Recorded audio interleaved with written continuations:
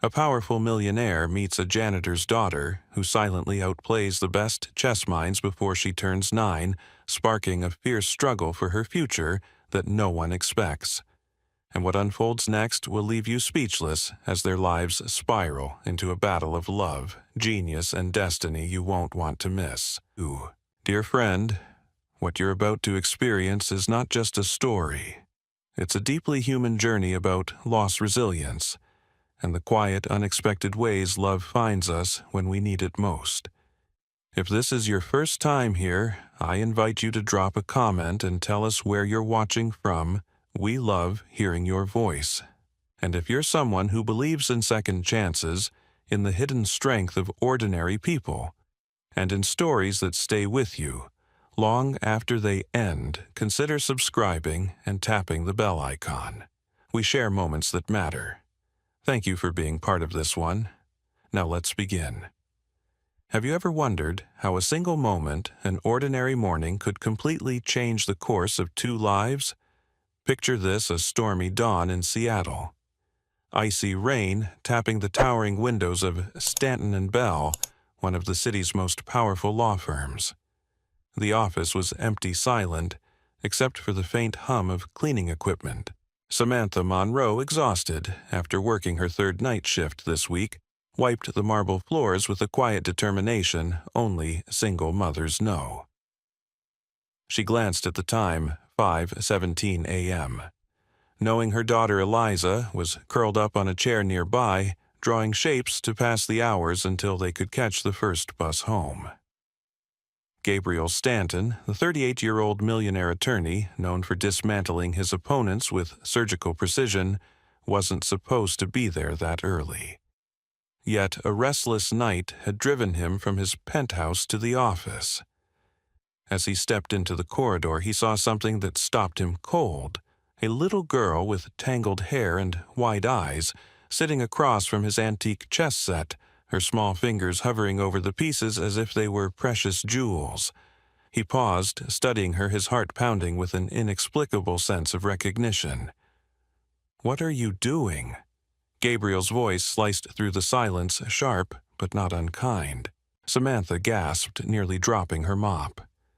"Mr. Stanton, I'm so sorry," she stammered. "This is my daughter Eliza.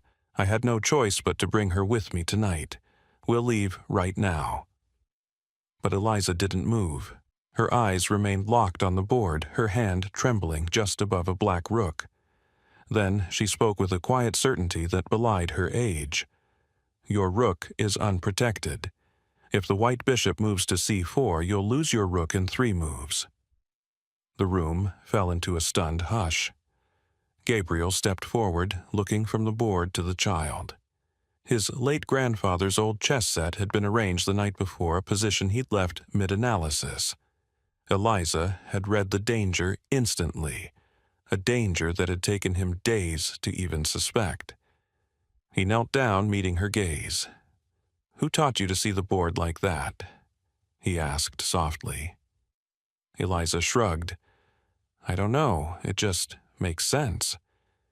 In that moment, time seemed to suspend itself. The steady drip of rain outside, the sterile hum of the fluorescent lights, the exhaustion etched into Samantha's face, everything else faded.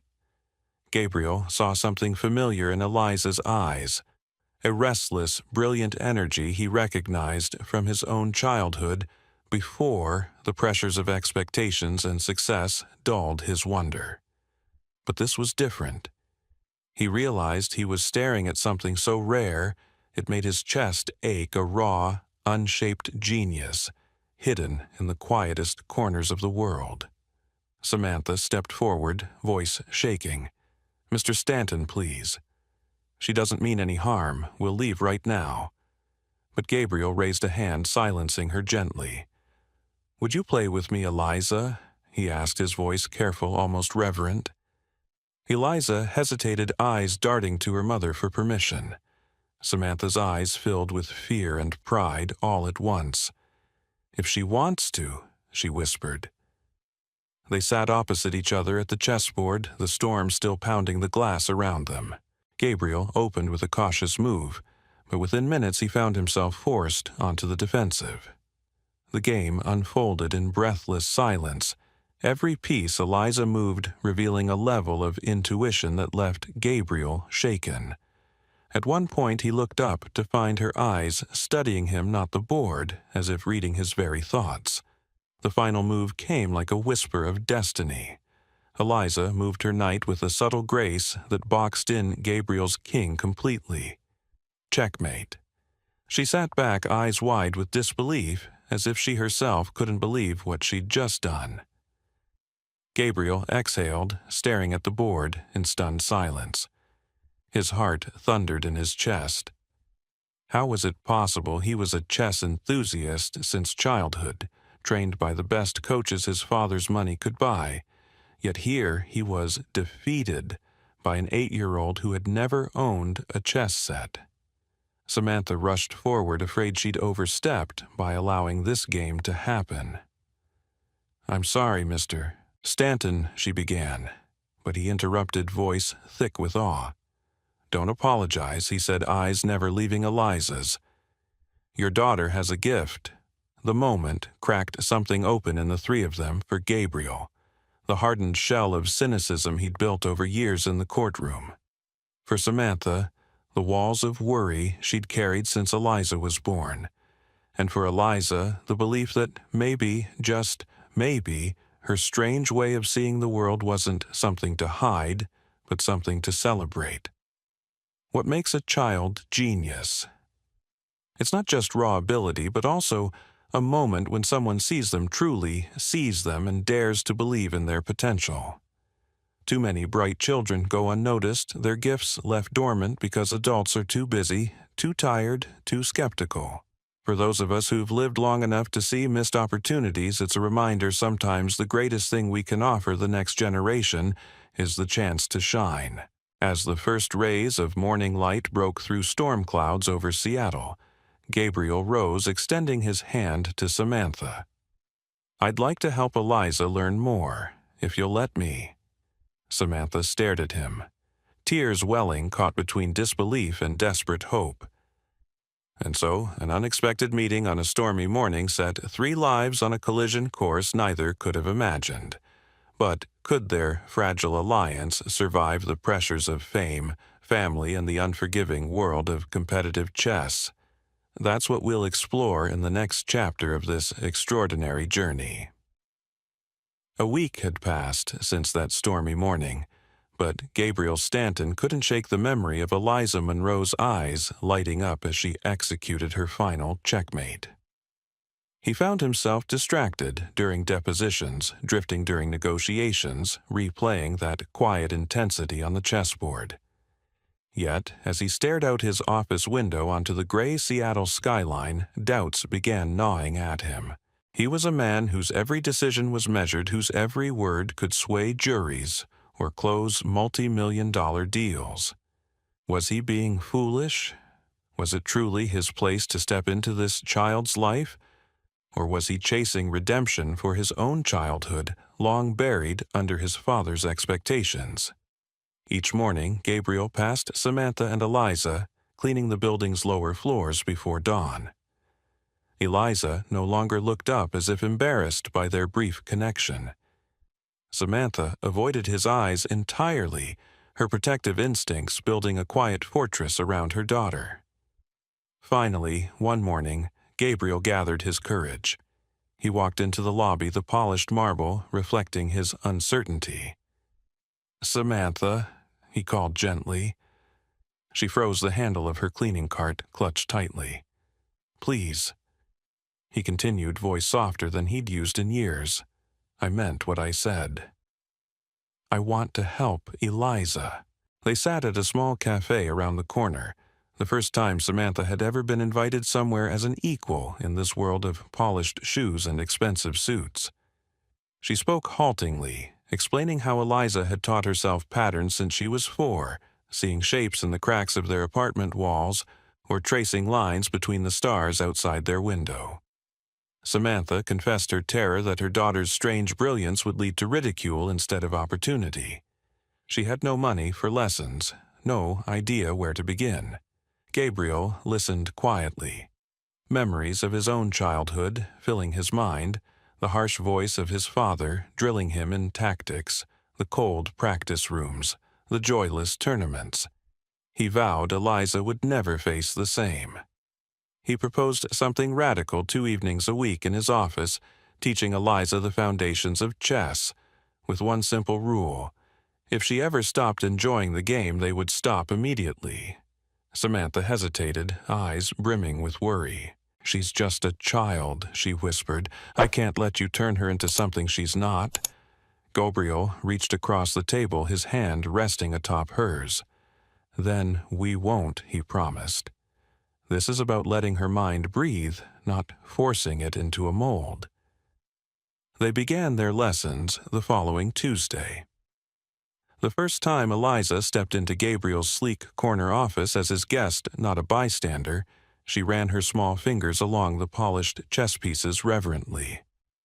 Gabriel watched her eyes widen as he unpacked books with titles like My 60 Memorable Games by Bobby Fischer and The Art of Attack by Vukovic. He remembered how those same books once felt like lifelines in his own childhood, and now they were gifts of hope. Each night Samantha sat nearby with a worried expression, folding laundry or reading quietly, never interfering, but always present. The lessons quickly became more than chess. They were a safe space where Eliza asked questions beyond rooks and pawns. "Why do you have so many books?" she wondered one evening. Gabriel smiled. "Because each one taught me something new," he answered. "I think knowledge is like stars. The more you gather, the brighter your sky becomes." Samantha's eyes glistened with tears as she watched her daughter's world expand with every session. Word began to spread through the law firm that Gabriel Stanton, the attorney known for dismantling CEOs on the witness stand, was now spending his evenings teaching chess to a janitor's daughter. Some whispered he'd lost his edge. Others speculated about hidden motives. Even his closest colleague pulled him aside, voice thick with disbelief. "What are you doing, Gabe?" they asked. "You're risking your reputation for a child." Gabriel looked them in the eye and said simply, "If that's the cost of giving a child a chance, then it's worth every penny." Older viewers will recognize this kind of doubt, the skepticism society shows when someone of privilege steps out of their comfort zone to help someone in need. It's a reminder of how our world can be both harsh and hopeful, how cynicism can overshadow simple acts of kindness. But sometimes all it takes is one person to believe, to extend a hand where others see only barriers. As the weeks passed, Eliza's skill flourished. She grasped complex openings and minutes, surprised Gabriel with insightful questions about controlling the center of the board, and even began developing her own aggressive style, one that reminded him of Judith Polgar, the great female grandmaster who shattered expectations. Their lessons grew longer, filled with laughter and shared silences. Samantha started to relax, watching her daughter bloom in a way she'd never seen before. One snowy evening, Gabriel arrived at his office to find Eliza already inside, studying a difficult puzzle he'd left on the board. She looked up at him with a shy smile. "I think I solved it," she said, moving the queen with quiet confidence. Gabriel watched in awe as her solution unfolded perfectly, every move a revelation. Tears pricked his eyes, the weight of the moment sinking in. He realized he wasn't just teaching her chess, he was witnessing a rare brilliance take its first steps into the world. From those nights, a fragile bond grew among the three of them, a bond of trust, hope, and a shared belief in possibilities. But as word of Eliza's talent began to spread beyond the firm, new pressures loomed on the horizon, threatening the safe haven they'd built together. The first time Eliza Monroe stepped into the Paramount Theater, transformed into the grand stage of the Washington State Junior Chess Championship, she held tightly to Samantha's hand, her knuckles white.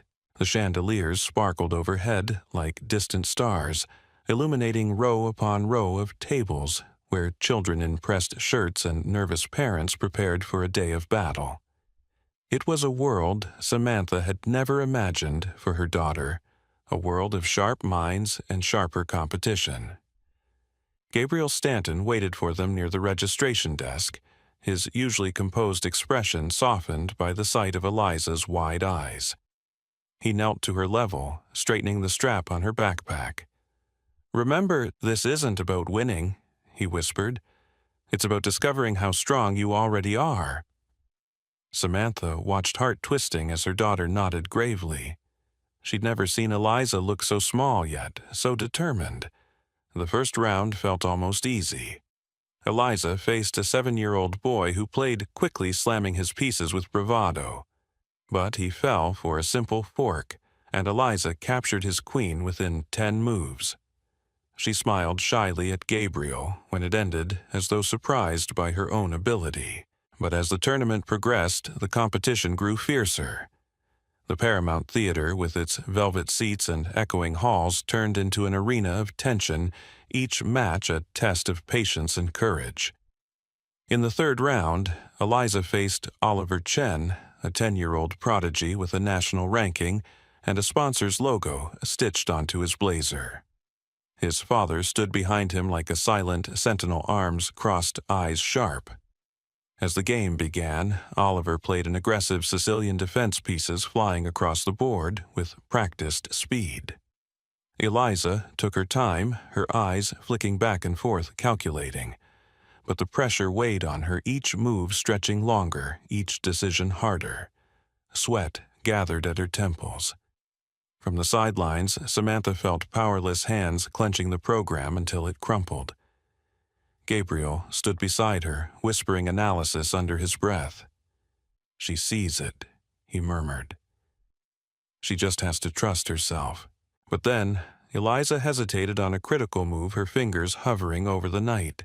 She chose the safer line, and in 3 precise moves, Oliver dismantled her defense, cornering her king. Checkmate. The theater's light seemed harsher in the silence that followed. Eliza sat frozen, staring at the final position, tears welling in her eyes. Oliver barely looked up before walking away, his father's approving pat on his shoulder, sharp as a slap. Eliza stumbled from the table, breathing raggedly, and ran into Samantha's arms. "I lost," she whispered, her voice breaking. Samantha pressed her close, rocking her gently. "It's okay, baby. Losing doesn't mean you aren't amazing." But Eliza's shoulders shook with silent sobs. Gabriel stepped forward, his own eyes misty, and crouched beside them. "Do you know what the greatest champions have in common?" he asked softly. Eliza looked up through her tears, shaking her head. "They all lose," Gabriel said. "They learn from it. They come back stronger." The moment held a quiet power. Older viewers will remember times in their own lives when failure felt like the end of the world, a missed opportunity, a lost job, a broken relationship. Yet often those moments teach us the most about who we are. That day, Eliza's loss became more than a defeat.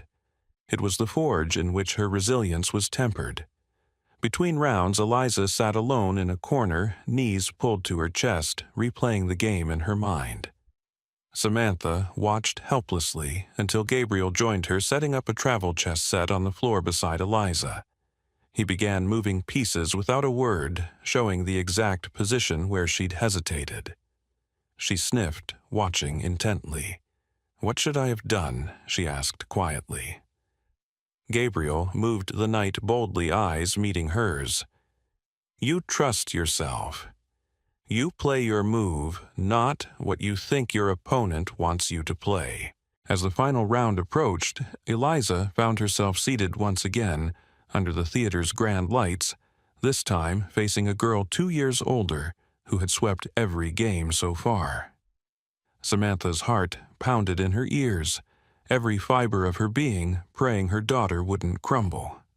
The game stretched over an hour, tense and quiet. Each move felt like a lifetime. Eliza surprised the older girl with a bishop sacrifice that shifted the balance.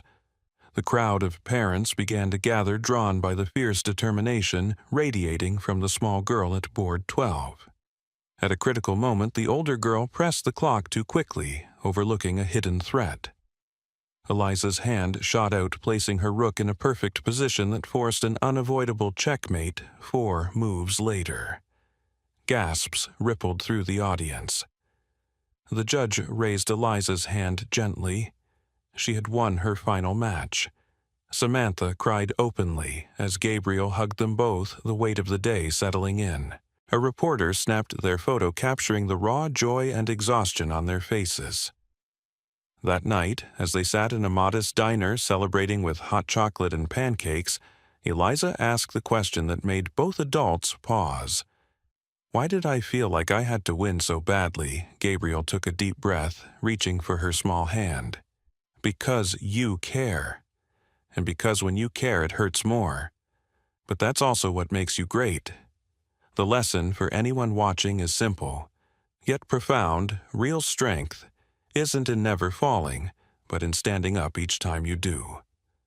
Eliza's first tournament taught her and reminded everyone around her that mistakes are not dead ends, but stepping stones.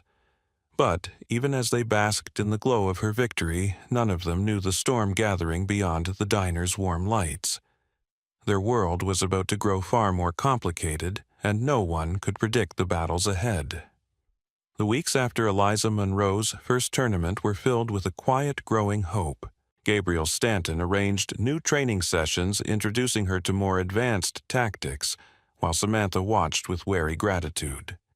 Eliza's eyes sparkled again, the fear of failure replaced by an eager hunger to learn. But as word of her victory spread, shadows began to creep into their lives, shadows that threatened to unravel everything they had built together. It began on an ordinary Thursday evening, when Samantha received a letter slipped under the door of their small apartment. It was from Marcus Reed, Eliza's biological father, a man who had vanished before she was born. The letter was cold, direct, and chilling. He was petitioning for custody of Eliza, arguing that Samantha's job as a custodian and their modest living conditions proved she was unfit to raise a child with such potential. Samantha's hands trembled as she read it over and over, the words stabbing at every insecurity she had ever felt. That night, Samantha couldn't sleep. She watched Eliza breathing softly, clutching a stuffed bear patched with old thread, and wondered if loving her child fiercely had ever been enough. At dawn, she called Gabriel, her voice raw. "He's back," she whispered. Gabriel listened in stunned silence, memories of his own childhood surfacing. He remembered the suffocating pressure his father had placed on him to succeed at any cost, how every mistake had been a humiliation. He swore Eliza wouldn't face the same fate. They met in Gabriel's office the next morning. Samantha's eyes were dark with fear as she handed him the letter. He read it carefully, his jaw tightening. "He doesn't want her because he loves her," Gabriel said, voice low with controlled fury. "He wants her because now she's valuable." Eliza sat quietly nearby, picking at the hem of her sweater. "Am I in trouble?" she asked softly.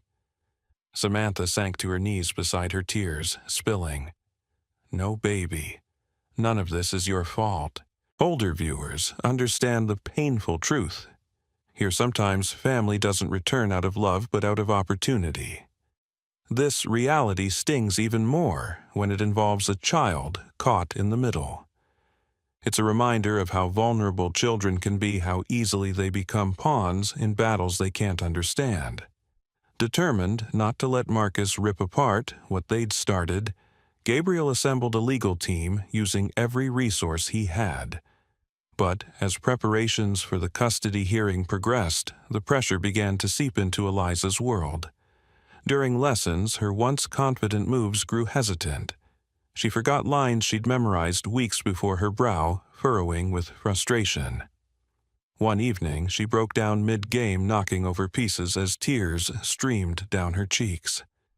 "What if he takes me away?" she sobbed. "Will I have to stop playing chess?" Gabriel gathered her in his arms, holding her as she cried. "No one will take you from your mother." He promised, though deep inside he worried about what the court might decide. Samantha watched, torn between gratitude and a gnawing guilt that they had let this go too far. That night, she and Gabriel sat across from each other in the dim light of his office papers and legal documents spread between them. "How did we get here?" she whispered. Gabriel reached for her hand, his eyes filled with regret and hope all at once.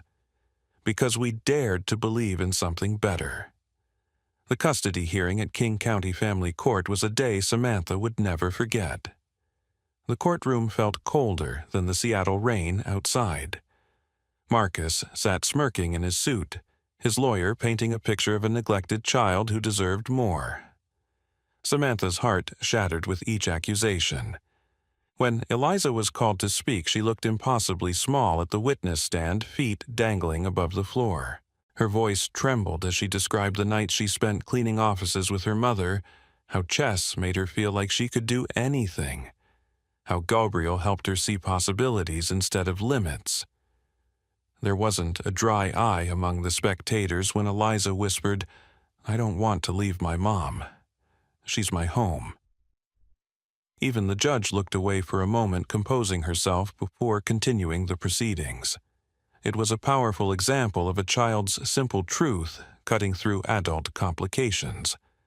For those who have ever worried they weren't enough for their children, it's a reminder that love and presence mean more than money or status. The hearing ended with a tense silence. The judge's words broke it with quiet finality. "Custody will remain with Ms. Samantha Monroe. This child's best interests lie with the stability and love she clearly receives." The courtroom erupted with hushed sighs of relief. Samantha clutched Eliza, sobbing openly.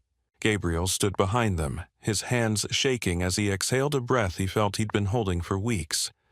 But just as relief began to settle, reality intruded. Outside the courthouse, a small crowd had gathered, journalists shouting questions, cameras flashing. Someone had leaked details of Eliza's genius and the custody battle. Headlines soon splashed across local news: "Custodian's daughter, the chess prodigy, at the heart of a custody war." The story went viral overnight. Offers for interviews poured in. Companies dangled sponsorships. The world's gaze had turned on them, and it felt like a spotlight burning holes through their fragile sense of safety. That night, as Samantha and Gabriel watched Eliza sleep, they sat together in the kitchen, the weight of fame settling around them like an unwelcome fog. "What if this all destroys her love for chess?" Samantha whispered. Gabriel shook his head slowly. "Then we protect her. We remind her that the game is hers, not theirs." In these moments, viewers see what truly matters: the fierce, quiet love of a mother, the steadfast belief of a mentor, and the resilience of a child learning to navigate a world too eager to exploit her gifts.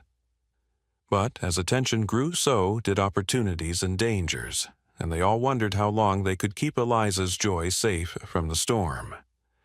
The days after the custody battle felt like a blur of relief and dread. Samantha Monroe and Gabriel Stanton spent each evening shielding Eliza from the sudden onslaught of attention. Reporters loitered outside their apartment. Social media buzzed with speculation about the little chess genius, strangers arguing about her future as if she were a public commodity. At first, Samantha thought about disappearing, taking Eliza far away from the city that now felt so small and dangerous. But it was Eliza who stopped her, her voice soft but steady. "Mom, I don't want to hide. I want to play chess." It was in that simple declaration that Gabriel saw a way forward. He proposed starting a foundation dedicated to teaching chess to underprivileged children in Seattle, creating a safe space not just for Eliza, but for any child who might feel invisible as she once had. They called it the Monroe Chess Initiative, honoring the resilience and quiet strength of Samantha and her daughter. Word of the initiative spread quickly. Donations arrived from unexpected places. Former rivals of Gabriel's, who respected the cause, retired teachers who remembered brilliant students. They couldn't help even strangers moved by Eliza's story. As plans for the foundation came together, Gabriel, Samantha, and Eliza found themselves in a new rhythm.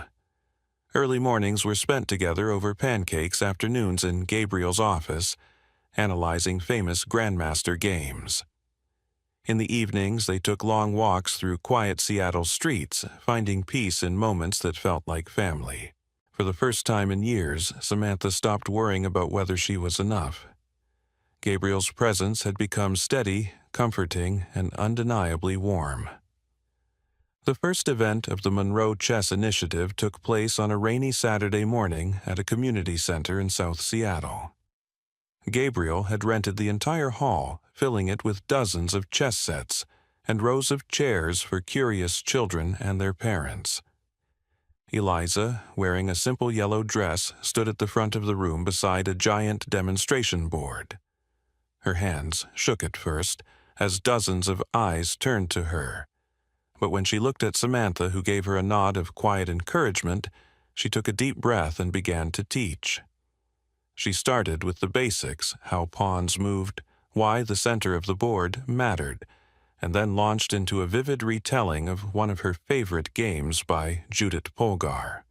Her voice grew stronger, with each sentence her eyes bright with excitement. By the time she demonstrated a clever checkmate, even the adults in the room were on the edge of their seats. Samantha wiped tears from her cheeks as she watched her daughter's joy fill the room.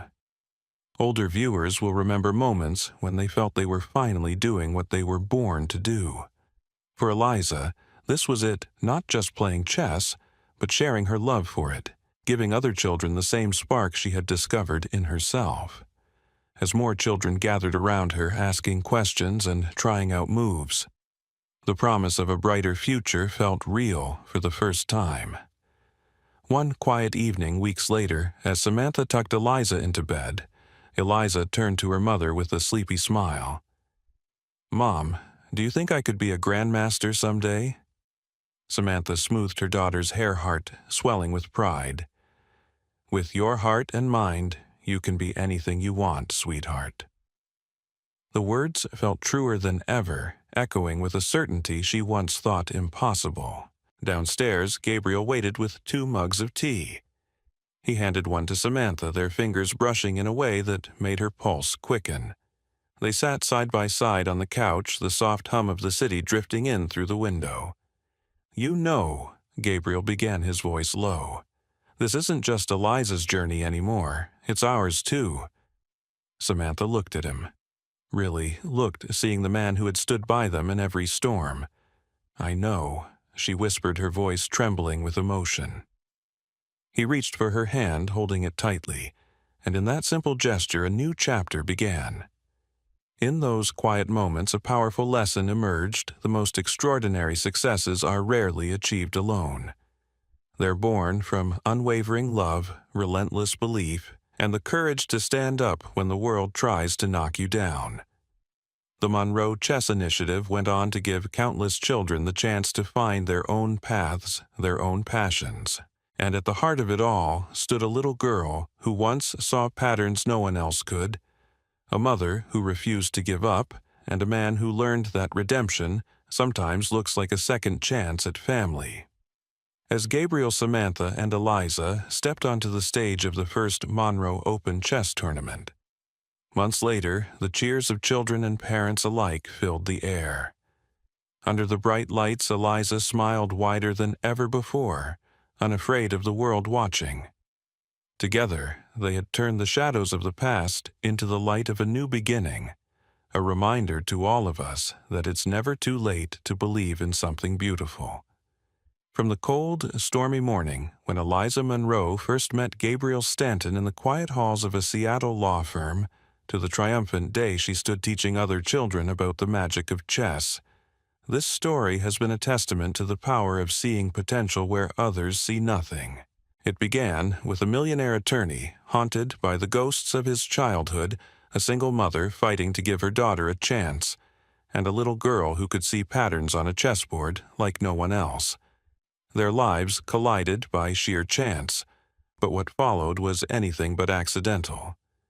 Together they navigated the bright lights of tournaments, the dark shadows of family conflict, and the overwhelming glare of sudden fame. Along the way, each of them was tested in ways they never expected.